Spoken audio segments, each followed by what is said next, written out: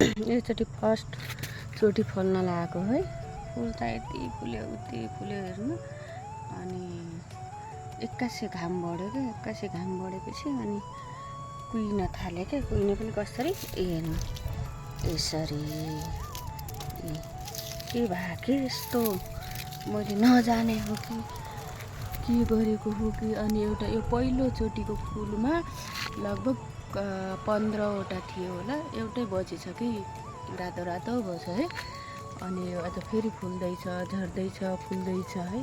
फर्स्टचोटि फुलेको यति खुसी भएको थिएँ। अनि फुल्छ फेरि झर्छ। अनि कमिला पनि लागेछ क्या यो, कमिला पनि लागेछ नि। हेर्नु न साथीहरू के भएको हो मैले नजाने हो कि के हो कि।